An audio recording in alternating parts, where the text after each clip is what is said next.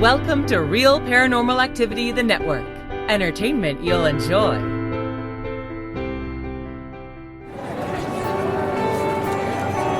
You are listening to an RPA production, where people gather.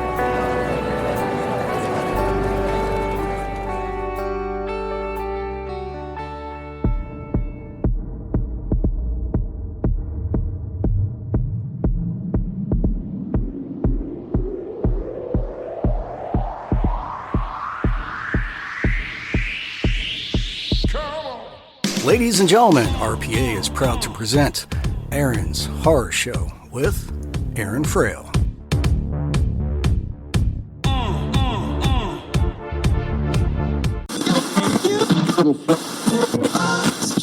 Hi, this is Steve Silver with Silver Screen Videos, and you're listening to Aaron's Horror Show with Aaron Frale.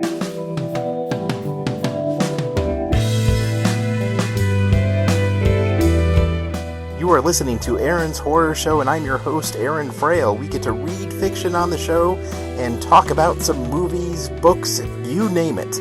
If you like what I do here, please consider supporting the show at patreon.com/Aaron Frale. You'll get some books and other cool stuff for your support. Go ahead and also reach out to me at aaronshorrorshow@gmail.com, Aaron Horror Show on Twitter, or Aaron's Horror Show on Facebook. Thank you so much for listening, and enjoy.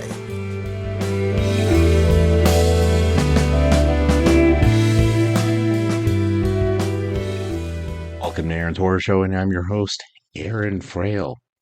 All right, we got some more Sarge's Secret for you.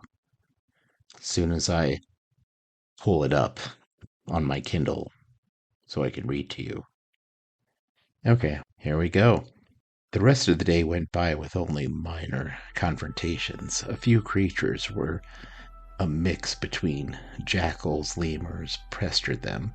The critters threw rocks and other harmless projectiles at the ones in armor.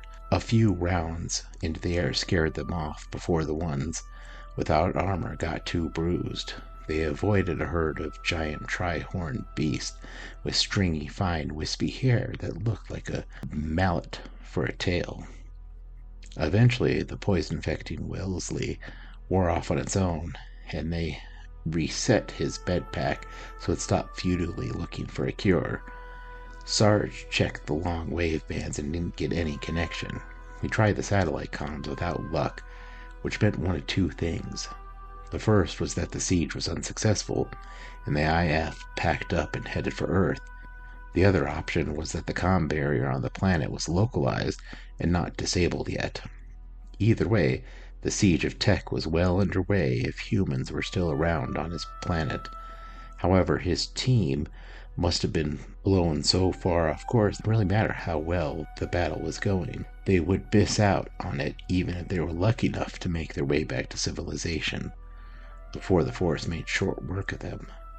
From the battle this morning to the nasties in the database they had yet to encounter and the dwindling supply of their atomic printer rations, they wouldn't last long. All of them were given bone and muscle to function in the gravity of the world. Without the upgrades, they would have to drag their armorless compatriots the entire way, further hindering their ability to make it back. There was a good chance that the IF would never come looking for them. He doubted their transponders had the range to get signal to someone who cared. It could take years to disable planet-wide comms barrier, especially if the individual surface units dotted the landscape. Though why the Shisharians wanted to keep the UPE out of the area of the planet, Sarge couldn't figure out. Pretty much anywhere on the surface was an excellent place to dig for Dekrand. From the reefs and the protective mining spots were easy terrain close to the city. The deep woods was for crazy scientists whose curiosity was more significant than their self-preservation instinct.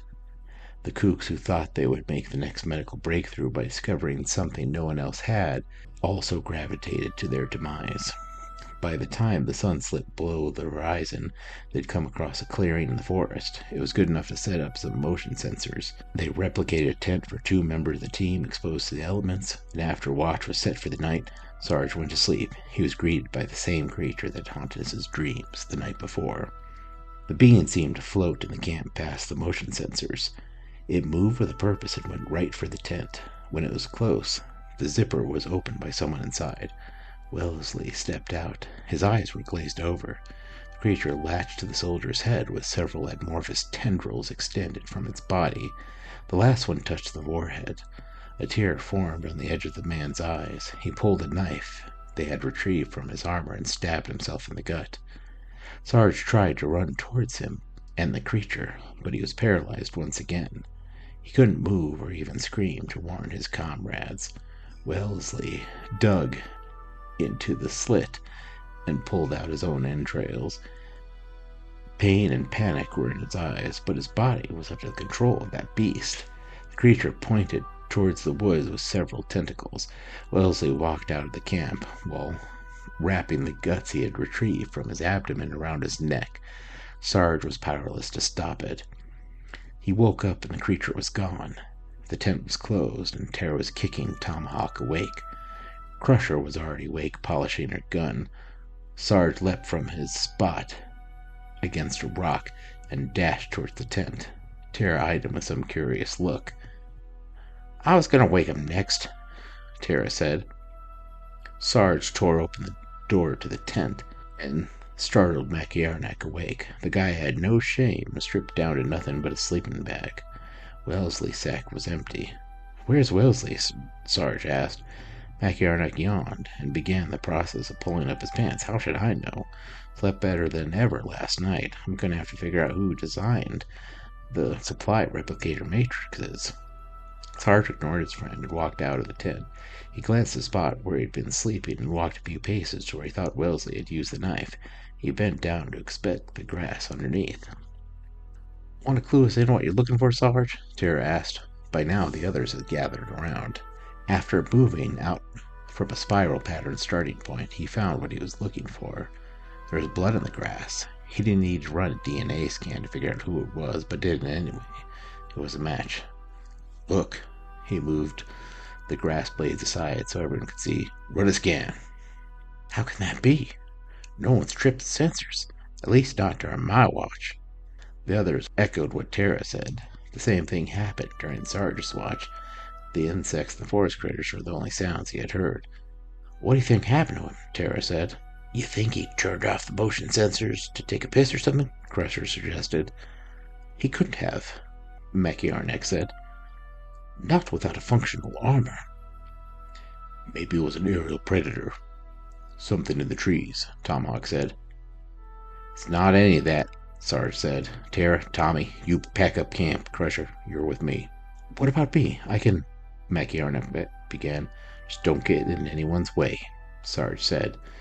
It was probably a little harsh to the man who had just saved their lives, but a gut wound could take hours to kill someone. If they were lucky, they could catch up and end this threat. Crusher and Sarge ran off in the woods in the same direction the creature had pointed. All right, more of Sarge's secret. Well, thank you for listening. Appreciate you being here.